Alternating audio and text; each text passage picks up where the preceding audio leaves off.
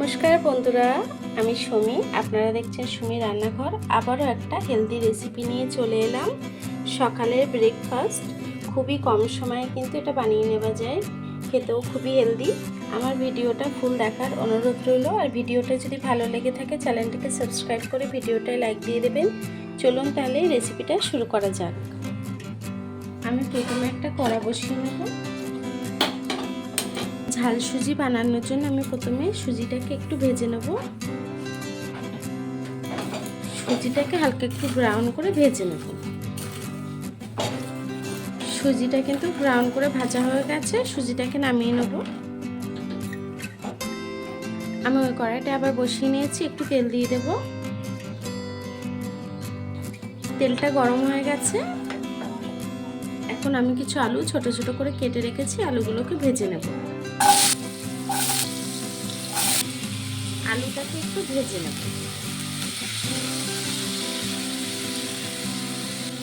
দিয়ে দেবো সামান্য একটু হলুদ গুঁড়ো, দিয়ে দেবো স্বাদ মতো নুন,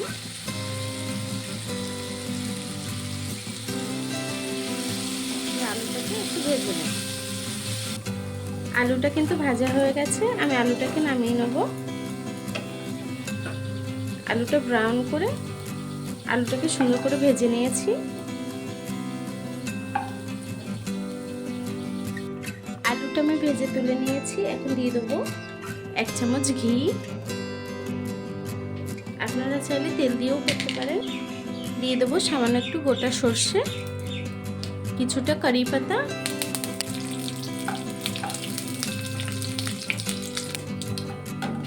দিয়ে দেবো কিছুটা কুচিয়ে রাখা পেঁয়াজ কুচি দিয়ে দিলাম। পেঁয়াজটাকে হালকা একটু ভেজে নেব।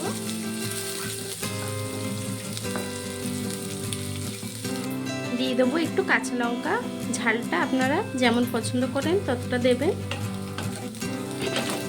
পেঁয়াজটা কিন্তু ভাজা হয়ে এসেছে। এখন যে সুজিটা রেখেছিলাম ভেজে, সেই সুজিটাকে দিয়ে দেবো। সুজিটা দিয়ে একটু নেড়ে নেব। সুজিটা কিন্তু ভাজা হয়ে গেছে। এখন দিয়ে দেবো জল।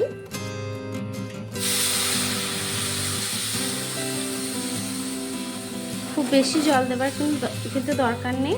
আমি একটু শুকনো শুকনোই কিন্তু এটা করতে হয়। দিয়ে দেবো একটু হলুদ গুঁড়ো, দিয়ে দেবো স্বাদ মতো নুন। যে আলু ভাজাটা রেখেছিলাম, আলু ভাজাটা দিয়ে দেবো।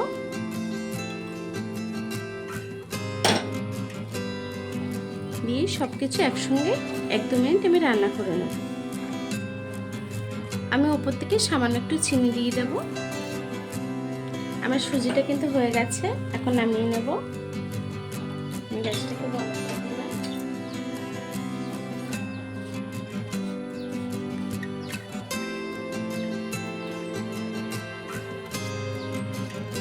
দেখুন বন্ধুরা, আমার সুজিটা কিন্তু হয়ে গেছে। ঝাল সুজি, অনেকে উপমাও বলে থাকে।